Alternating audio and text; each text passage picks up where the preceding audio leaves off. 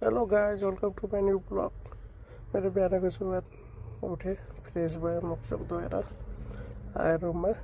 त्यसपछि म किचनतिर लागेँ, चारवटा अन्डा बोइल गरेँ एन्ड लन्च बक्स प्याक गरेँ। बिहान ड्युटीको कारण लन्च बक्स बिहानै प्याक गरेँ। त्यसपछि पछाडि एक ढक्कन हनी र चिया सिड खान्छु, मेरो बिहान रेगुलर ड्रिङ्क हो।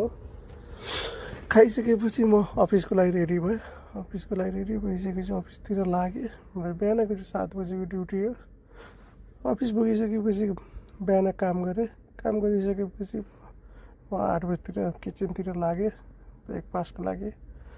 ब्ल्याक कफी र नट्स खानालाई ब्ल्याक कफी र नट्स खाइसकेपछि फेरि कामतिर लागेँ। दिउँसोभरि काम भ्याएँ। काम भ्याइसकेपछि छुट्टी भइसकेपछि म बसमा जिम अगाडि छोडिदिन्छ, 2 मिनट लाग्छ जिम जानलाई। जिमतिर लागेँ। मेरो जिमको सुरुवात ट्रेडमिल यहीँबाट हुन्छ। ट्रेडमिल इन्क्लाइन 10 स्पिड 3 5 मिनट हिँडेँ। 5 मिनट हिँडिसकेपछि म वार्मअपतिर लागेँ।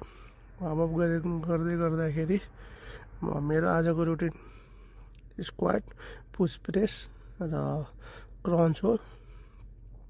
1-1-1 स्क्वाट 1, पुस प्रेस 1 र क्रन्च 1 गर्दै 10 सम्म जाने र रेस्ट गर्ने र 10 बाट फेरि 10 10 10 10 9 9 9 8 8 गर्दै 1 सम्म आउने गरेँ। आजको मेरो यही रुटिन थियो।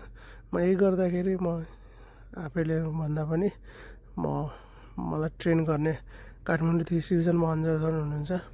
उहाँसँग म 2 महिना ट्रेन गर्दाखेरि मेरो 2 महिनामा एप्रोक्सिमेट 8 केजी मैले लस गरेँ। उहाँ नै मेरो डेली रुटिन बनाइदिने र डाइट प्लान बनाएर उहाँकै डाइट प्लानको थ्रुबाट म फलो गर्दै हिँडिरहेको हुन्छु। उहाँकै डेली रुटिन गर्दै त्यसै गर्दा जिम गर्दै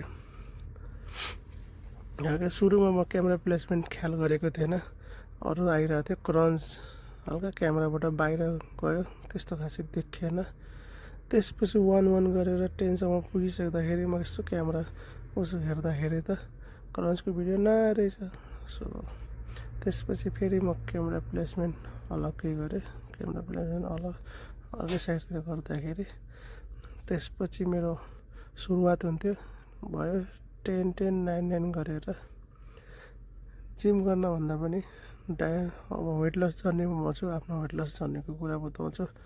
डाइट र एक्सर्साइज कन्सिस्टेन्सी हुनुपर्छ, किनभने एक दिनले गर्दा रुटिन बिग्रिरहेको हुन्छ, अल्छी लागिरहेको हुन्छ, सकिन्न र